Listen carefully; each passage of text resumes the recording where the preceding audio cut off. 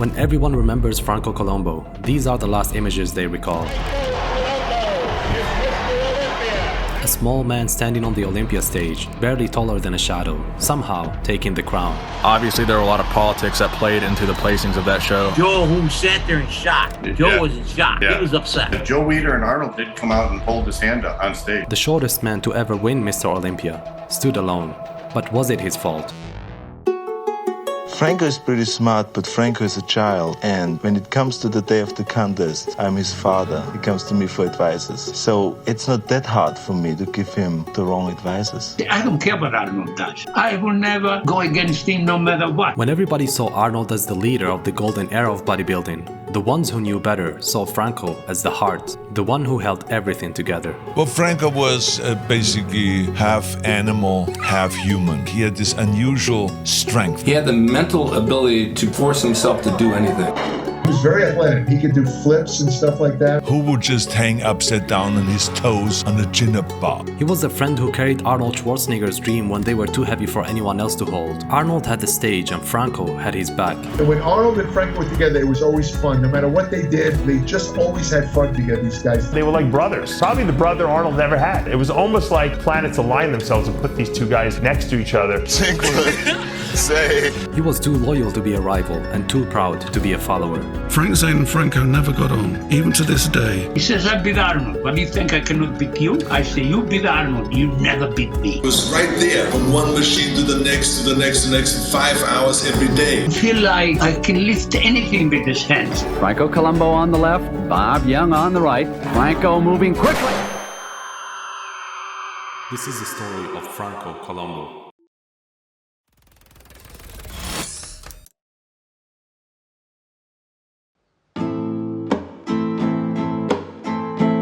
Sardinia, Italy, 1941. A small island in the middle of the Mediterranean Sea, a place of calm, rocky hills, long summers, and families living their simple lives. It was here, in the little town of Oliva, that a boy named Francesco Maria Columbu was born. Franco came from Sardinia, and the way he grew up was kind of like very primitive. Sardinia, there is like an island in the Mediterranean, and I grew up in the mountains, right in the center, without even knowing that I'm not even Italian, because Sardinia is their own identity. My mother, she used to go around in the town treating horses and animals, and I was like 8, 9, 10 years old, and I couldn't figure it out. What is she doing? From the time he was young, Franco knew what it meant to work hard with his hands. His family were shepherds. He spent his days working in the land, carrying injured sheep across rocky paths, and helping as a bricklayer when needed. I kept lifting rocks and stone. I did some labor work, like take granite stones and bring up to the building. And he had to go and take the sheep up to the mountains, and he had to figure out himself how to go and feed himself while he's up there for a few days. So he had to kill animals and do all kinds of live like a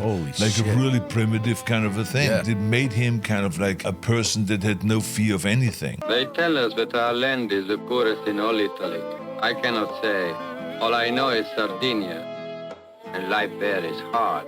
As a teenager, Francesco was a slim kid who often found himself in little street fights, and most of the time, he lost. But that started to change the day he discovered boxing. And he told his mom to be a boxer. His dream was to fight in Madison Square Garden. So the mother goes nuts. My mother used to scream at me, and she used to say, you don't want to work. You just trying to punch people, trying to make a living without working. She goes, you want to hit people for a living? You got to make money. You got to make money for the family, you know? And she was very much against that. He stepped into the ring more than 30 times, collecting plenty of wins along the way. The sport taught him speed, timing, and most importantly, discipline. What he did was he'd work all day as a bricklayer, then he'd come home and he'd do the chores around the house, whatever he had to do. Then he would ride his bike 10 miles to the boxing gym, then he would practice boxing, and then he would ride back 10 miles. And he did this every day. But soon he decided to walk away, not because he was scared, but because he didn't want the risk of getting his face injured. In his own words, he left the ring to save his looks, and that's when he found weightlifting. I ended up competing in an Olympic lifting competition. For some reason, I didn't lift right, but I won. He quickly realized his raw power was something special. What began with lifting stones and farm work soon became serious training with iron. Strength sports opened a new door, from weightlifting to powerlifting, and then eventually he found bodybuilding. But I always had in my mind, you cannot be a bodybuilder unless you're strong. For a man of his short height, the way he could move heavy weights was unbelievable. The iron seemed to belong in his hands. It gave him purpose, a place to pour all his energy energy into. But at that time, Italy was struggling. The country was still rebuilding from the scars of the war, and Sardinia was one of its poorest regions. It was beautiful, but life there was hard. Opportunities were limited, few jobs, almost no real gyms, and no chance to chase something bigger. For Franco, the island began to feel too small for his dreams. He needed to see what was beyond the horizon. He needed more. So he made a choice. He left behind his hometown, his family, and the life he knew, and moved north in search of opportunities. He settled in Germany, in the city of Munich. It was there that his world would change forever. Before we continue, this video is sponsored by absolutely nobody! So, the easiest way to support the channel is to spare a minute of your time, to subscribe, leave a like, and let me know your thoughts in the comments. Alright, let's get back to the story.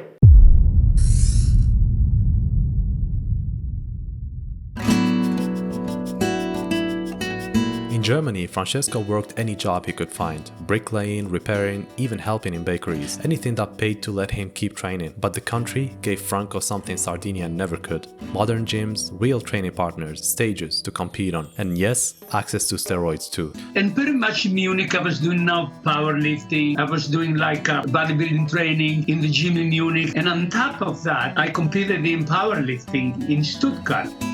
On October 30th, 1965, Franco was competing in a powerlifting contest at the Mr. Europe contest in Stuttgart. It was there that he met an 18-year-old Austrian bodybuilder with a big smile on his face, named Arnold Alois Schwarzenegger. They had two competitions, a powerlifting competition and a junior Mr. Europe. Franco won the powerlifting championships and I won the junior Mr. Europe competition. And I didn't know him because I knew the German bodybuilders all around in Munich, you know. And then on stage, we end up with these two guys. They give me a trophy for winning powerlifting, and then they give Arnold Junior Mr. Europe. I turn around and say, I never saw you, you're not from Germany. I'm not from Germany, I'm from Austria. Said we should train together. And that was our first contact on stage. They say when two men share the same fire inside them, they recognize it almost immediately. In psychology, it's called mirroring, when two minds align naturally, driven by the same hunger. Franco was one of the few Italians who could speak German, which made things easier between him and Arnold. They connected instantly. Franco suggested that he should move to Munich to train together, and Arnold didn't even think twice about it. Franco found in Arnold someone who understood him, someone who could listen to his endless talks about training and dreams without getting bored. Their bond formed fast, two young men from small European towns chasing something bigger than themselves. Franco knew powerlifting, Arnold knew bodybuilding. Together, they began sharing what they knew. Munich became their small world of dreams. In Munich, we started training together. You know, we get bored and we are on the second floor, and downstairs was a bar. They had the best brewery beer. I would go downstairs, get two big mugs of beer, put them in the window, and we would sit. Every set of squat, we would sit. And it got to a point, there were more beer mugs in the gym than downstairs in the bar. Him and Franco would like fool around, and they'd run around, and they had a Coca-Cola machine in the middle of the gym. Arnold told me when he was living in Germany, he used to get in a lot of bar fights. Can you picture, you get a mental picture of Arnold and Franco in bar fights. Right. And then, one day, everything changed. After 2 years of training together, Arnold received a letter from Joe Weider, an invitation to compete in a brand new Mr. Olympia, and a chance to go live in America. Franco was proud of his friend, but deep down, it wasn't easy. They had built something together, and now Arnold was leaving to chase the biggest dream of all.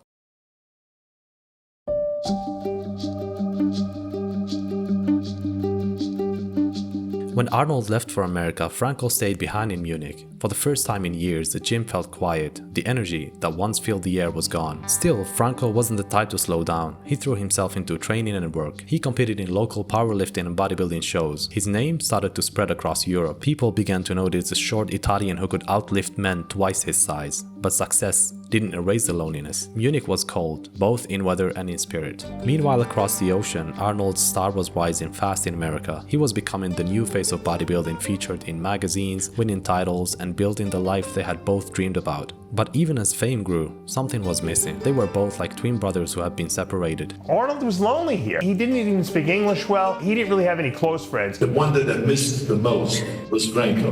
These first 9 months, I trained without Franco Columbu. Palumbo, and they'll tell you it didn't feel the right way. It didn't feel right. He would go and pick up the phone and call me in Germany. And then he went to Joe and said, listen, I need the strongest guy. I need my training partner. Who is this guy? And then Arnold explained it to him. I said, gotta bring over Franco too. We're a perfect team. It was like the original twins. There's no one here in America, I can guarantee you, that's like Franco. He had hyped him up saying, Franco's a beast, Joe. He lifts 700 pounds. Joe Weider at that point had no patience for little people. He never remembered my name. He thought I was Francisco Franco from Spain. But I eventually convinced him and, put the spin on it that Franco's the strongest man pound for pound and all those things. Joe finally trusted Arnold's instincts, and in 1969, Franco Columbu received his own invitation, a ticket to America. I sold my car, I bought my own plane ticket, and I came here. Joe was expecting a 6-foot giant bodybuilder like Arnold, but when a 5'5" and 185 pounds Franco walked off the plane, Joe blinked twice and asked, what happened? He got caught in the rain? And Arnold came out of a Volkswagen with a big Hawaiian shirt. I thought I was in La La Land. I felt the warmness in the air and then the light outside, the sun. And just like that, the golden era of bodybuilding began.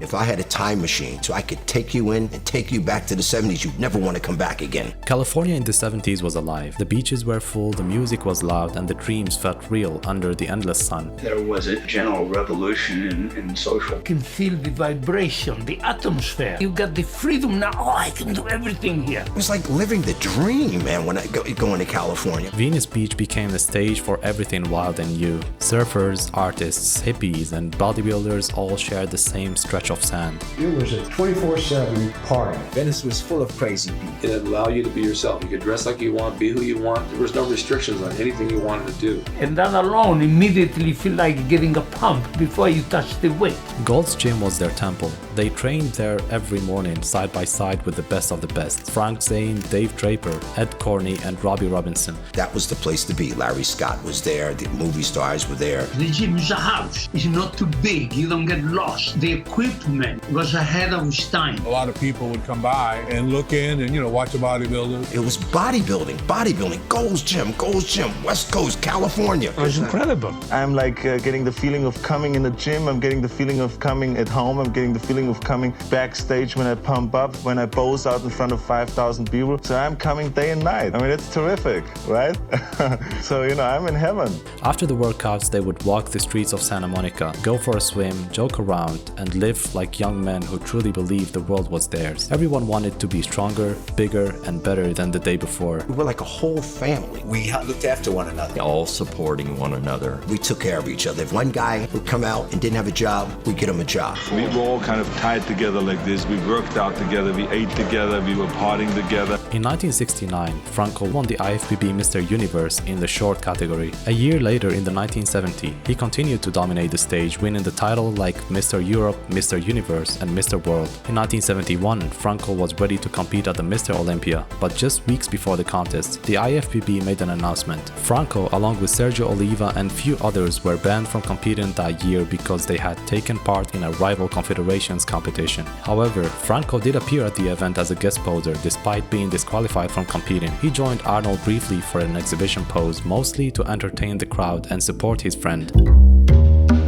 In California, money was tight. The duo lived in a cramped Venice apartment, surviving on a small monthly from Joe, who provided them with an $80 per week stipend. It was not enough to live on and to support their bodybuilding careers. In those days, there was no money in bodybuilding. We always wanted a raise. Like, I used to get $80, I got $60 a week. One day, Franco tried to impress Joe, hoping for a raise. He pulled 700 pounds right in front of him, twice. Joe just looked at him and said, "Franco's lazy bastard. He should have lifted 800. On another day, they tried a different approach. Arnold and Franco invited Joe, cooked steaks, poured wine, and kept his glass full, hoping the drinks might make him generous. When Arnold finally brought up the raise, Joe laughed and snapped, "You two are crazy. Forget it."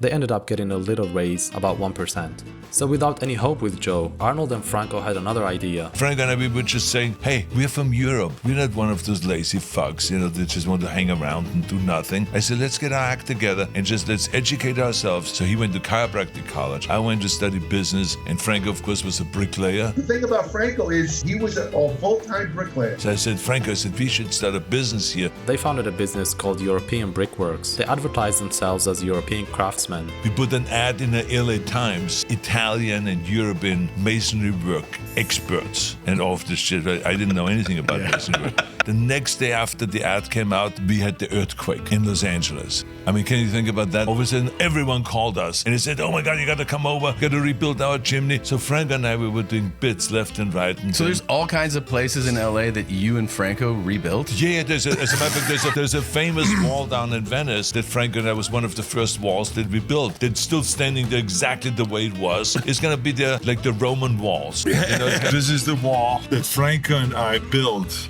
in 1971. Remember, we gave them a lifetime guarantee. Franco joked that Arnold barely knew how to mix cement, and they learned on the job. They weren't real masons, but they pretended they were. But I learned everything from Franco, and then I would be in charge of mixing the cement. He would show me what the combination is, how much water, how much sand, how much water, and all this stuff, and concrete. I was kind of like set up to be the math genius, and that Franco would play the bad guy. And so we worked like that for 2 years. So we made money. We made $5,000 together a week. In the 70s, $5,000. I mean, it was like a lot of money. Their business grew, and soon they were able to move into a bigger apartment in Santa Monica. Franco became the chef and housekeeper, while Arnold poured wine, cracked jokes, and turned every dinner into a small celebration. We lived in Santa Monica, 3 blocks from the beach. We had 2 bedrooms, a little apartment, and in the morning was like Arnold was in the military. He was the guy that 6:30 we got up. Franco, get up, do the protein drink. And I'm going like this, putting the eggs in the protein drink. Then we will go there, drink the protein drink, get in the car and go to the gym. Franco was 6 years older than Arnold. Quieter, more grounded. Arnold, on the other hand, never stopped talking, full of energy, always dreaming out loud. But somehow they fit. What one had, the other needed. And the odd part was that Arnold was not close with his own brother because Arnold's father favored the brother over Arnold. While the world saw Arnold as the frontman, those who knew better knew Franco was the heart. How long would it take me to get in that good a shape? Anywhere like from 2 to this? 30 years, right? 3 generations. 3 generations. Arnold was the tall, confident showman, always ready to light up the room. Franco was the 5'5" Sardinian, calm and steady, a storm that spoke through silence. They couldn't have been more different, and yet that's what made them work. Him and Arnold were perfect for each other because they both loved life and they both had a good time. They both had great senses of humor. It was almost like planets aligned themselves and put these 2 guys next to each other. And when Arnold and Franco were together, it was always fun. No matter what they did, they just always had fun together, these guys. 5, 6, 7. Okay, Franco gets it. Okay, pick it up. No, side chest, not front chest, Franco, side. Look, Franco, what you have to do is when I say side chest, then hit the side chest and let it come out. And if you don't have it, don't hit it. No, don't hit it.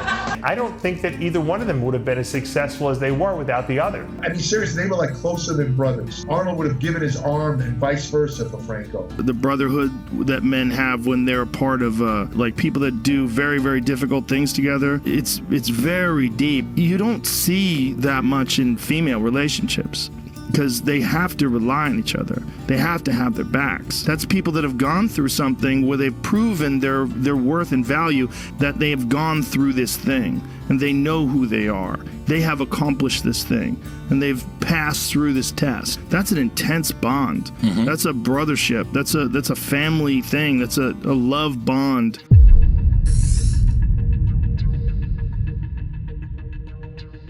By 1972, Franco finally stepped onto the stage on Mr. Olympia for the first time. The contest took place in a hotel ballroom in Essen, Germany. Small but filled with giants: Arnold Schwarzenegger, Sergio Oliva, Serge Nubret, Zane, each one representing a different shape, a different kind of perfection. Franco sat among them, quietly observing the diversity of physiques, styles and personalities. When the results were announced, he placed 5th. Not a bad start for a newcomer, but Franco didn't want to just stand among the legends, he wanted to be one. Arnold took the title again, with Sergio Oliva close behind. That showed how tight the competition was and how much Franco had to learn.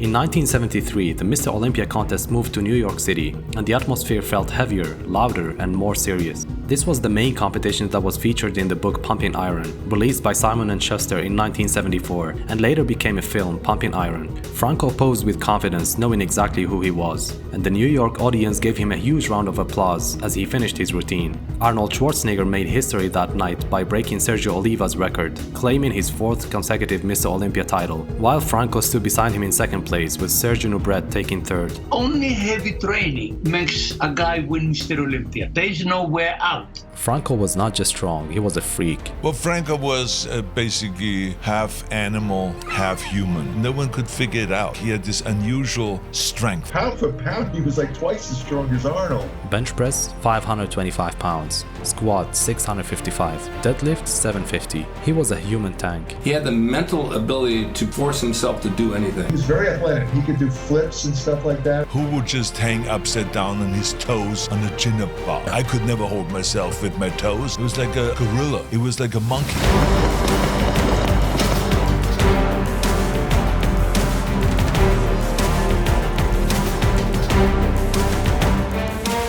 Was right there from one machine to the next, to the next, to the next, 5 hours every day.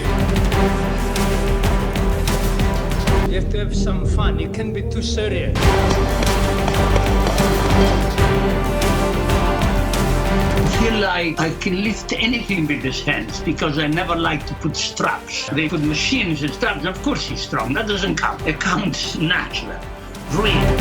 My father was watching. Say, that's my son who lifts cars.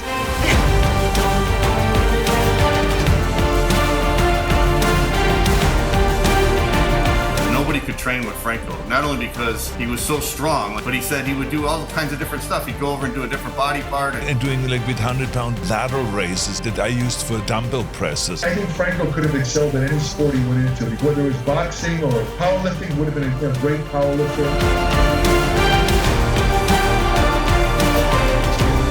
He never had back problems. Amazing, isn't it? When he would do those heavy T-bars, his legs were locked, like they weren't even bent. And he still didn't hurt. I don't know how. The guy was a superhuman, seriously. He was. My favorite was definitely Franco Columbu because he was shorter and he was strong as shit. I wanted to be exactly like him. I'm the strongest bodybuilder I ever lived, I think.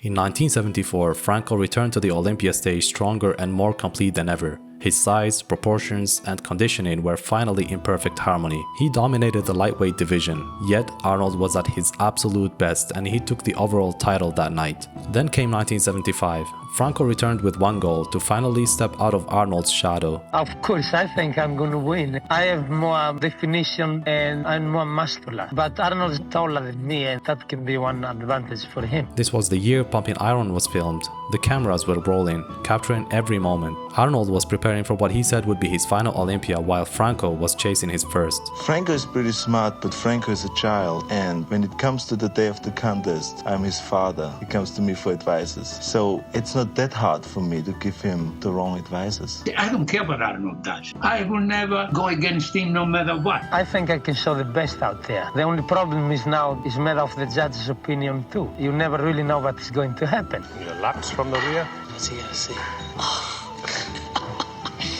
You call him the bat from now on. He can fly. When the lights went down and posing began, the world saw two friends standing as rivals, and when it was over, Arnold took his final bow as a champion, and Franco, once again, was left waiting for his turn. And I would like to announce officially that I'm retiring from bodybuilding competition. Bodybuilding has been a beautiful experience for me, and I will continue it for the rest of my life. I only stopped competing, but I'm not stopping bodybuilding.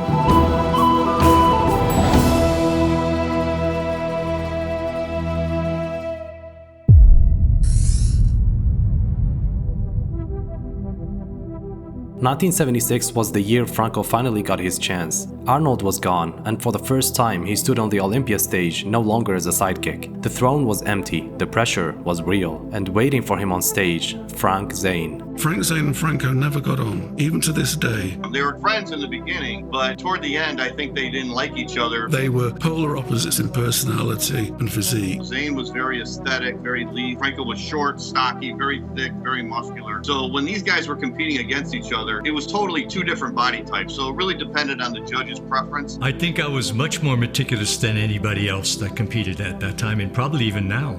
Frank Zane, we trained together, but Arnold and I used to train together. He used to train with us at the same time. Arnold and I used to train actually really heavy. A lot of times we went home for lunch to our place. Then I cooked a couple of steaks, and Frank Zane loved wine. And we had so much fun. And then he's talking about, I'm going to compete against Frank. I'm going to just beat him. I said, why you say that? He says, I beat Arnold. But do you think I cannot beat you? I say, you beat Arnold. You never beat me. I say, I'm going to put a guarantee. I said, you can sign a paper right now. I'm going to beat you 100 times. And we did. Around 100 times, I always beat him all the time. And after a couple of years, I got him used to it. When I was there, he used to say, I guess I'm going to be second. I said, get used to it. Franco entered the 200-pound class, facing Zane head-on. A true battle of contrasts. Zane was all about symmetry and beauty, Franco about density and power. When they posed side by side, it was a clash between art and raw strength.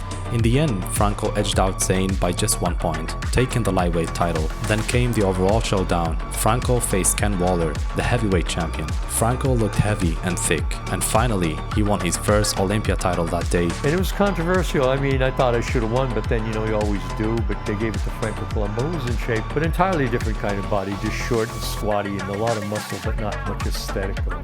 The feeling of being announced Mr. Olympia was incredible. So incredible that at the moment of victory, he jumped about 3 feet in the air, becoming the shortest man ever to win that competition. Because until that point, no Olympia, nobody won Mr. Olympia unless he was 6 feet tall. After this, Franco married Anita Sanangelo. Like many Italians, he was a family man. Life seemed perfect: love, fame, and success. Franco was also a performer, a showman. He even achieved a world record by blowing up a hot water bottle in under a minute. This earned him a spot at the Guinness Book of World Records. That was not just a circus trick, it was a tremendous lung capacity and a core strength. It's gonna pop.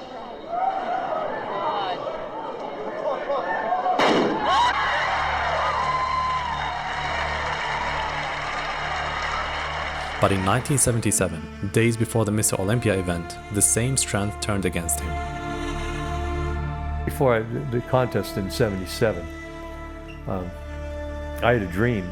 I was driving in my car and Franco Columbu was in the passenger seat, and we stopped in Courtdale, which was right near where I lived in Edwardsville. And he got out of the car, he walked up the hill into the cemetery, and then I realized what that dream meant a couple weeks later when he almost tore his leg off. World's Strongest Man competition where he was running with the refrigerator on his back. Franco entered the World's Strongest Man competition standing among men twice his size. He was holding his ground, even winning some events, until the refrigerator race with a heavy fridge strapped to his back. I wanted to win it because I was behind in points. I began to run, and that was the wrong thing. You can only walk fast with that. He ran across the course with his usual fire, then suddenly, a loud snap.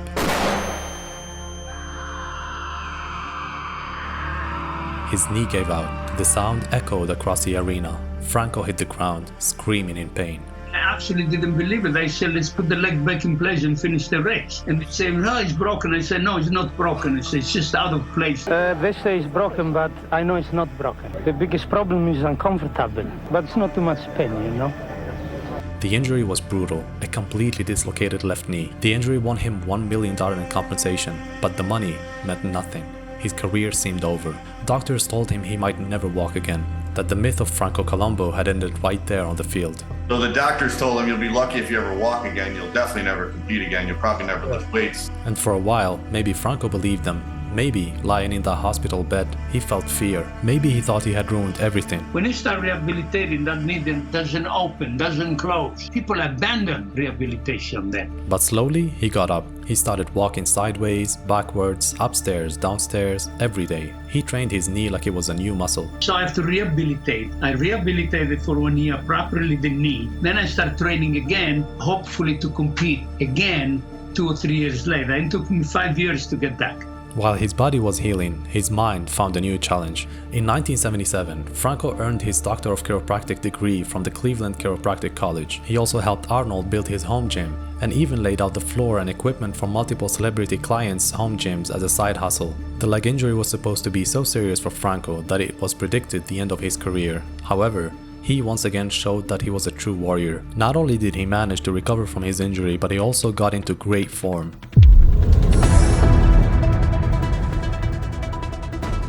1981, the year that would become one of the most talked about Olympias in bodybuilding history.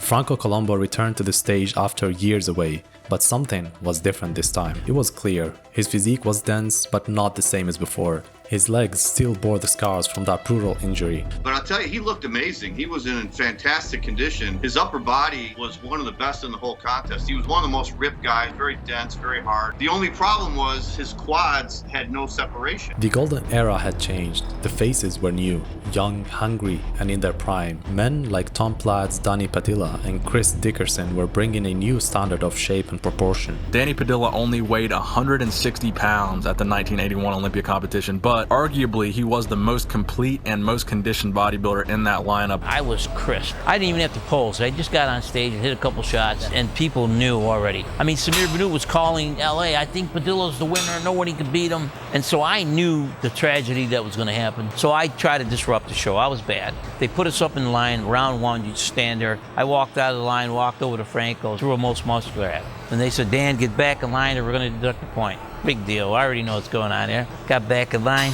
We do round two. I get out of the line. I go through a most muscular. I do a lat spread. He starts posing. Tommy gets out, starts posing. We're having a pose down. We're only in round two. Tom Platz, I thought, looked incredible. And he just had that aura about him. And they asked for the ab thigh pose. So Franco's got those great abs. He's hitting his abs and he's twisting his leg this way, that way. He couldn't get one line in his leg. And Platz is just smiling. And the crowd's digging. They're laughing. And Platz hits his abs and he puts that leg out. Boom! Striations everywhere. Franco was dead right there. To the crowd and even to many judges, the result that night felt off. Critics called it unfair and some even called it a disgrace. Danny gets fifth, Roy gets fourth, Tom Platz gets third, Chris Dickerson again gets second, and Franco wins. The crowd went crazy. Franco Columbu is Mr. Olympia, 1981.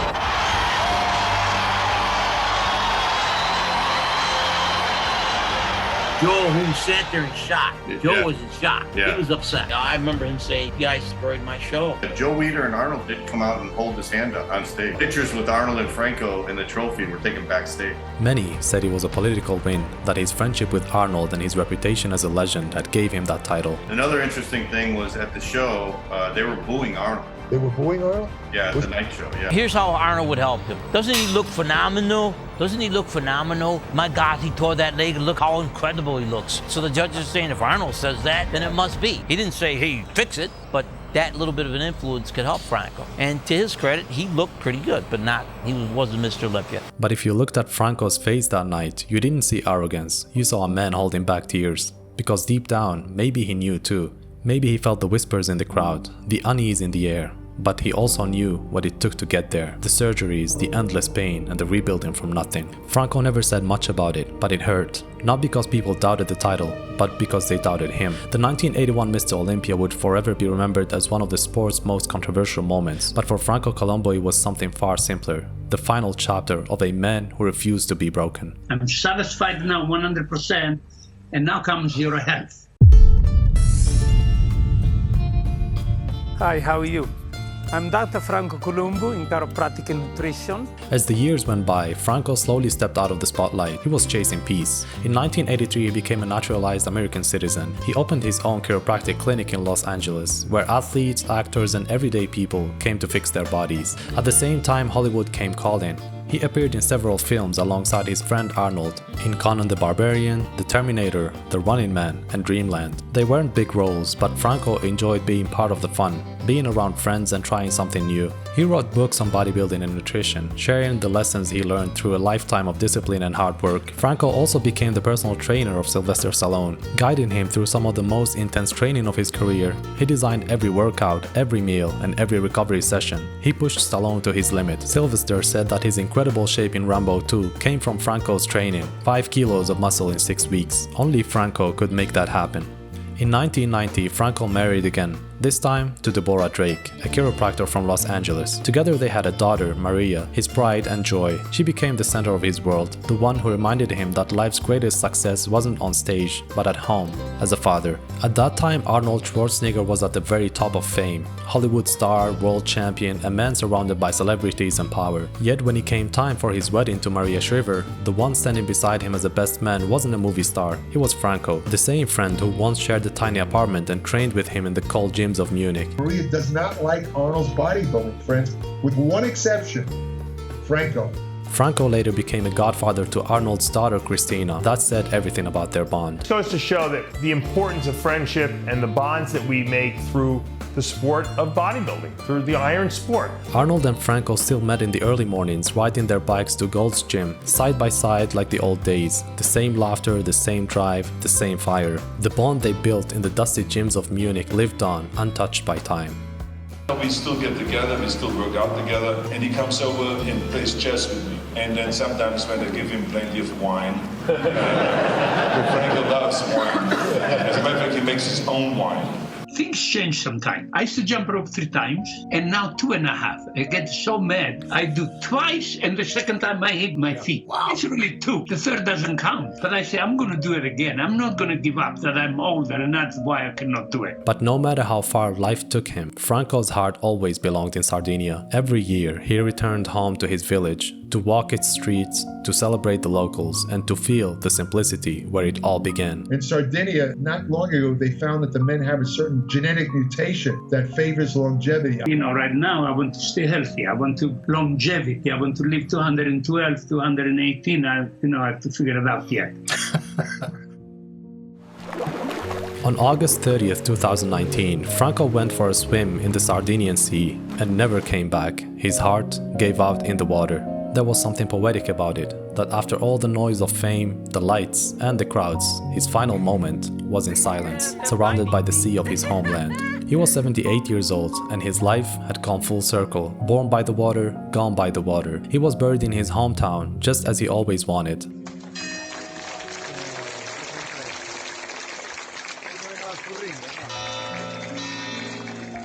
Arnold couldn't attend the funeral. Doctors warned him not to fly, but he didn't need to be there to feel the goodbye. He later said, "I could thrive without money, without my parents, but I couldn't thrive without Franco. He was my partner, my best friend, my brother." Arnold even expressed in the post that, "Franco, don't worry about your 2 children because I will take care of them." That's a true friend. He loved him. He loved Franco. They were like brothers. Probably the brother Arnold never had. He's the most loyal and best and most honest friend I've ever had. Because I have nothing else to do. Vegeta, thanks. For what? I should be thanking you, Kakarot. Nah, what do you mean? I loved every minute. Goodbye, my friend. Arnold lost his best friend that day, and the world lost a legend. The little boy from Sardinia who once dreamed of something bigger finally came home.